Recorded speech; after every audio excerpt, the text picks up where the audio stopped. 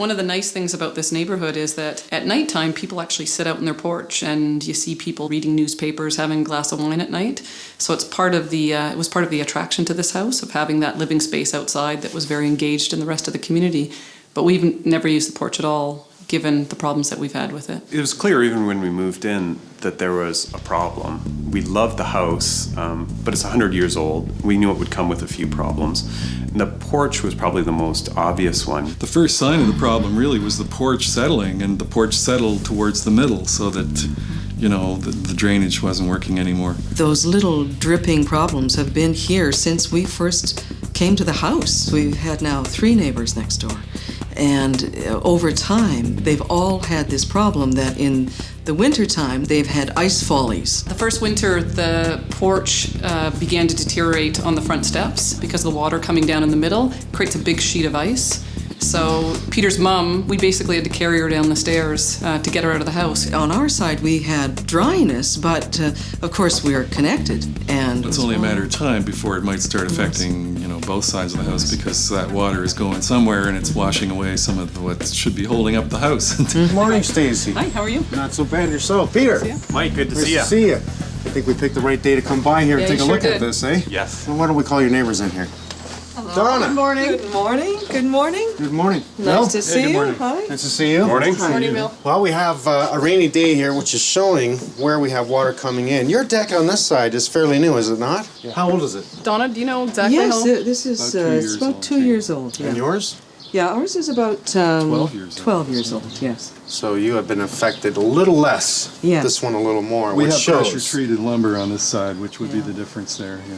And there's not pressure treated here. I don't think so.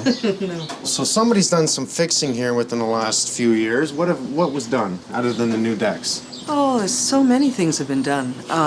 So many eavesdroppers have come in and tried to fix the problem. Someone tried to fix the main column here and to get that balanced up, to get the roof level. And then it's just, we've had so many people come to try to fix it, and it's been this great mystery. And after a while, you start to feel a bit of despair, because everyone comes with great goodwill trying to help you out.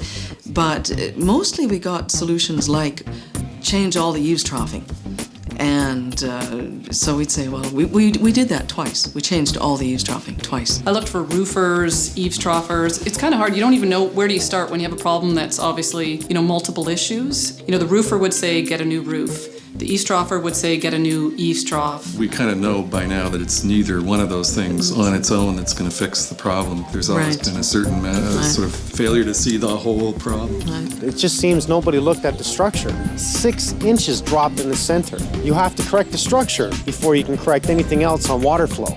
We can see the water drip right in the center here on the joint, and I don't even want to see a joint there. That should have been one piece. But because it's so badly down, one piece won't work. What I'm going to have to do is raise it across in the center, so now we have a gradual run this way and this way. Well, put down downspouts on the outside. Actually, I want to fix all kinds of things here. I noticed that you need a new roof on your side, Donna. Yes, we do. So many things back up, as you know, that when you can't get the one fixed, you don't want to repair in bits and pieces. You want to have the whole thing done. And then you add the complication of you have to do it jointly with your neighbor. Everybody has kind of different goals and objectives and time frames, so it's been an interesting process to come to agreement of when you're going to fix it, how much are you willing to spend to fix it, who's going to fix it. So it's always a creative working solution, and in fact, it can help to bond neighbors because you have a common cause. Obviously, in many things, you don't actually have to talk to people you don't know very well. We don't know Bill and Donna. I mean, we've only lived here for a year and a bit, and you're engaging in a discussion about spending a substantial amount of money and doing a lot of work to the front of your house. So it was a very long process versus Peter and I just sitting down, having a discussion, making a decision, and moving on. It's either going to be rip the thing down or it's going to be to reconstruct it, and we've been very fortunate in that way that all of our neighbors have been open to creative solutions, and as are we. Well, when I first noticed, we're on a downhill, this street, so all of the water damage is on the right-hand side, because that's where most of the water is going to come down. So obviously there's an issue on the right side, but because of the left side, it's causing the problem. Who pays the bill? Is it both parties? Is it just one? Well, it has to be both parties. It's a shared problem here. We hope that Mike is going to fix our problem. We are so tired of this. It's been years and years. We want it fixed. We want it fixed for both of our households, and we want it to look beautiful, as we know it can. I want to level all your decks, give you all new rails. I'm going to strip all the paint off the brick. We're going to bring it back down to natural. I'd love to keep it like across the street here.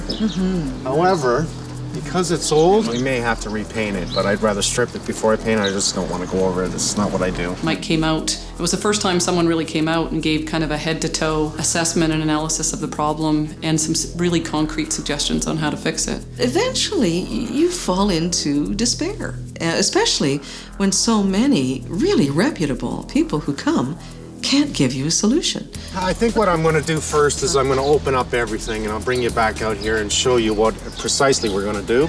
And we are going to solve this little dilemma that we both have here. Great. Thanks a lot, Mike. Pleasure, Donna. Thanks. Bill? Peter? Mike. Stacy, look at that. I got everyone's name. We'll see you soon. Well done. I think it's kind of hard to say how much energy this has taken out of us because it's kind of taken out in dribs and drabs, sort of like the way that leaking is happening right now. We want something to happen. Their side gets a huge coating of ice. It is a safety problem, definitely. When you get a heavy downpour, the water comes off as a sheet onto our steps, and it ices up in the winter. We actually use the back door a lot because it's a safer way to exit from the house. Both roofs dip into each other. Highest point over here carries the water over. Here's the lowest point, right above the walkway. That's why, and this is a new deck right here, right, on the right-hand side.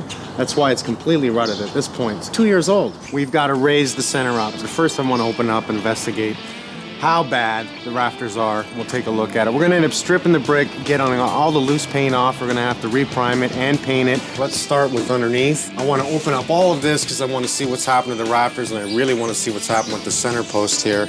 I guess after we've done all that, we can pull up all the floorboards. Let's try and keep these floorboards because Donna from this side wants to keep them. It's only finishing nails. That's not something I recommend, but it's going to make it easy for us to pull up. But let's not touch any of the fascia at this point. Let's just remove one piece of crown all the way around, pull down all the top boards. Let's grab some ladders and start pulling it down. Sounds good.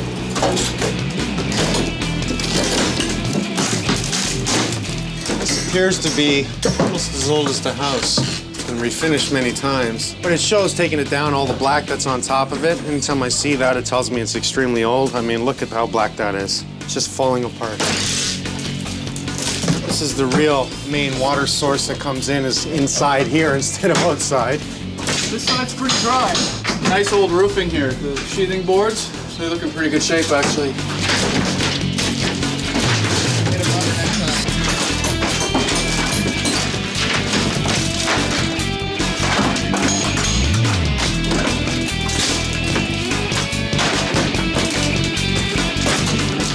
Here since the last time I was here, this has even gotten worse. We've had a lot of rain in the last 2 weeks. I have to find out why that's come down over top of this column. We'll see. I have a feeling that whoever did all this fixing covered up over old. Again, the wrong way. Well, it's mainly because over the years, what has happened is it's sunk down in the center. Rather than fixing it properly, somebody has capped in the old. Once I pull off this bottom board, you're gonna see. Carpenter ants or termites? Probably carpenter ants, which would explain why it's sinking here too, because if they've eaten away at this, that's gonna take the integrity of that wood out, and the road's gonna come down on it. Yeah, we're gonna have to get a jack post up here. See, look at that, thing's a whole nest. Look at this. Here, look at this, look at this. Look at, that's how rotted out that is. Look at that. You know what? This is a cover-up again. How many times do I gotta see this?